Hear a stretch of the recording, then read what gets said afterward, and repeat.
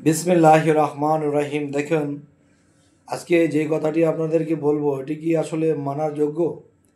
এই কথাগুলো সকল স্তরের লোকে মানার যোগ্য নয়।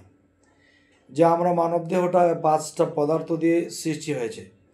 আগুন, পানি, বাতাস, মাটি, আলো, এই 5টি পদার্থ দিয়ে আমাদের এই মানবদেহটি সৃষ্টি।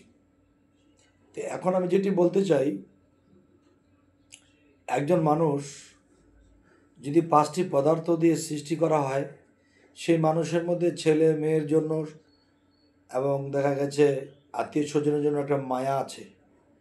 তেমনি সন্তানের জন্য যদি একটা মানুষের মায়া থাকে, তাহলে দেখবেন পশুর মধ্যে সব ধরনের পশু নিজে না খেয়ে নিজের বাচ্চাকে খাওয়াচ্ছে, তাহলে মায়া আছে। তাহলে হয়তো তারা কর্মগুণে মানব স্রোত পায়নি, তারা অন্য স্রোত পেয়েছে। তাহলে আমি যেটি বলতে চাচ্ছি, যদি অন্য স্রোত পেয়ে থাকে তবে তার ভিতরটা কিন্তু মানুষ।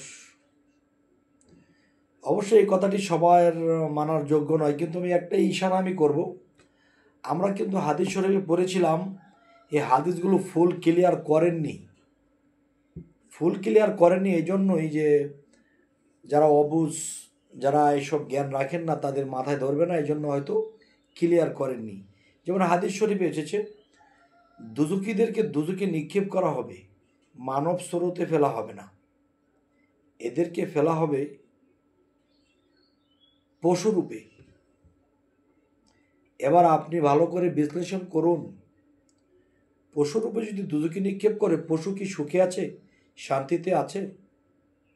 আর সেই পশু কি মৃত্যুর পরে না বাস্তব আমরা দেখতে পাই?